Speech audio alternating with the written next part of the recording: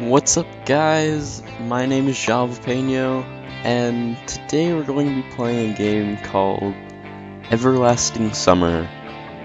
I was just looking at the Steam indie list, and this game had really good reviews, so I'm not really sure what it's about. I think it's a visual novel.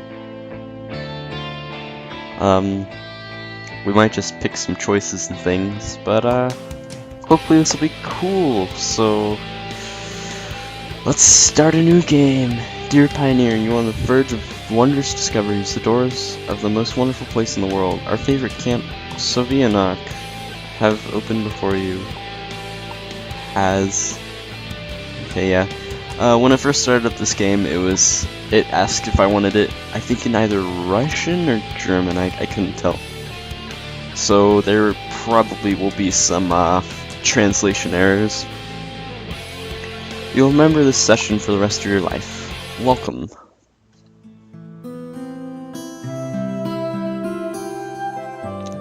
Some nice music. I was having that dream once again. That dream.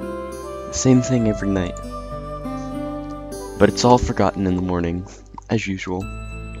Maybe it's for the best. Only a glimpse of a memory will remain, of gates half opened, as if inviting me somewhere, with two frozen stone pioneers standing close. And also, that strange girl, who keeps asking me.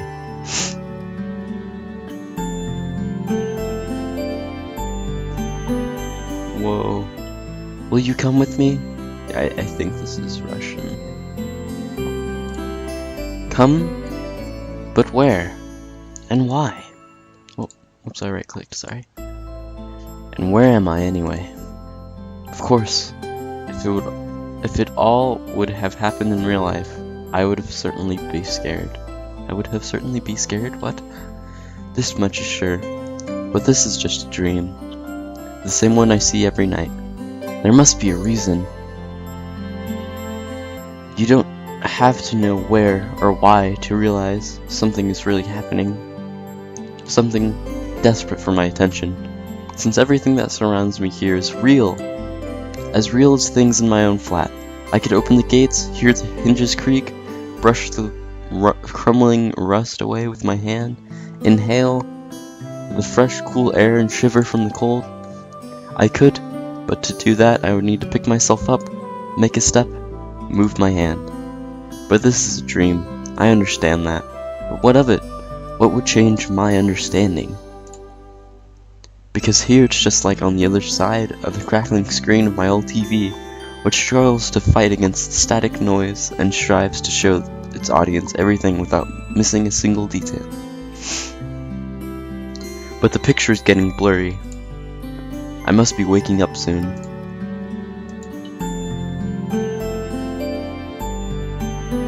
Maybe I should ask her something. The girl. What's her name? About the stars, for instance. Why the stars, though? I rather ask about the gates. Yes, the gates. She would be so surprised. Or better, why Dot I was called a tittle, but Dot over J was called a superscript dot. Okay, why the dot over the I was called a tittle, but the dot over J was called a superscript dot. Nice letters. As if they don't exist anymore. Still, what do letters, gates, and stars have to do with this place? Because if every night I'm having this dream, which will be forgotten soon anyway, I've got to look for answers here and now. And there, if you look carefully, you can see the Magellanic clouds. Magellanic, I don't know. As if I ended up in the southern hemisphere. In a dream, there are the small things that catch most of your attention. Unnatural color of grass, impossible curves with straight lines, or your own distorted reflection. While the real danger, which could put an end to everything right here and now, seems a trifle. It's natural, since here you cannot die. I know it for sure. I've done it hundreds of times. But if you cannot die, is there a point in living? Oh, that's deep. I should ask the girl. She's a local, she should know. Yes, exactly. I should ask her about the owl, for example. The one with the blinking eyes. One strange bird it is. Though, it doesn't matter. Will you come with me? And every time I have to answer, it's the only way, otherwise the dream will never end and I will never wake up. Yes, I'll come with you. Every time it's hard to decide on the answer. Where am I? What am I doing here? Who is she? And why does so much in my life depend on this answer? Or maybe it doesn't. It's just a dream after all. Just a dream. Oh, man, this is getting pretty intense, but not really at all. Hey, I think it's a keyboard. Oh, it's a keyboard. It's got an Enye on it.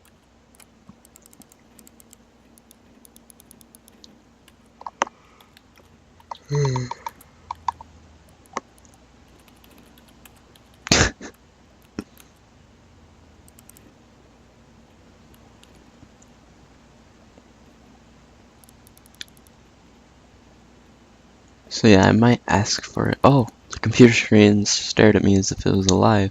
Yeah, those are definitely Russian letters.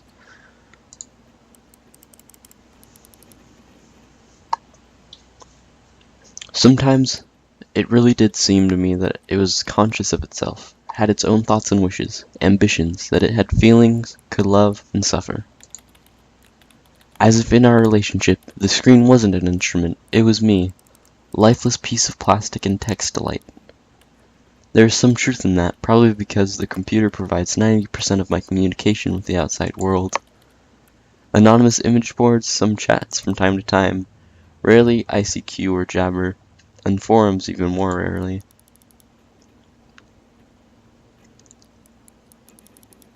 People on the other end of the internet cable simply do not exist. They are all simply creations of its sick imagination, an error in the source code, or a kernel bug which started living a life of its own.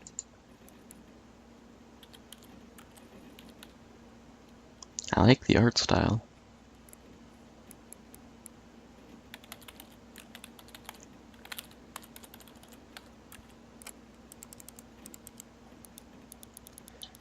If one looked at my existence from the side, such thoughts would not seem so mad, and the psychologist would surely give me a bunch of sophisticated diagnoses and maybe write me a doctor's referral to an asylum.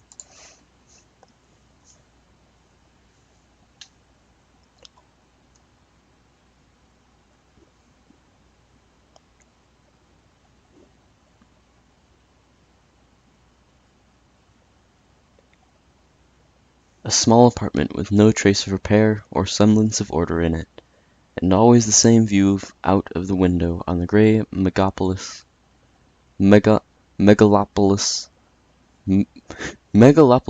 running somewhere day and night. Such are the conditions of my life. What's a megalopolis? Gotta Google that later. Well, of course it didn't all start like this. I was born, went to school, and finished it, like all the others. I was accepted at the university where I spent a year and a half trailing and struggling. I drifted through several jobs. Sometimes it was working out quite well, sometimes I was even getting decent money for it. But it all felt like it was not mine, as if taken from another man's biography. I wasn't living a life to its fullest. It was looping on in monotonous circles. As in the Groundhog Day movie. It's just I had no choice in how to spend my day, and every day repeated itself. A same vicious spiral. Spiral of emptiness, misery, and despair. For the last few years, I just sat in front of the screen all day. Sometimes there were menial jobs, sometimes my parents helped me. All in all, I was able to provide for myself. No wonder really, since my needs are quite minor. I hardly leave my home, and my communication with other people almost entirely consists of our online correspondence with the anonymous, who have no real name, no gender, no age.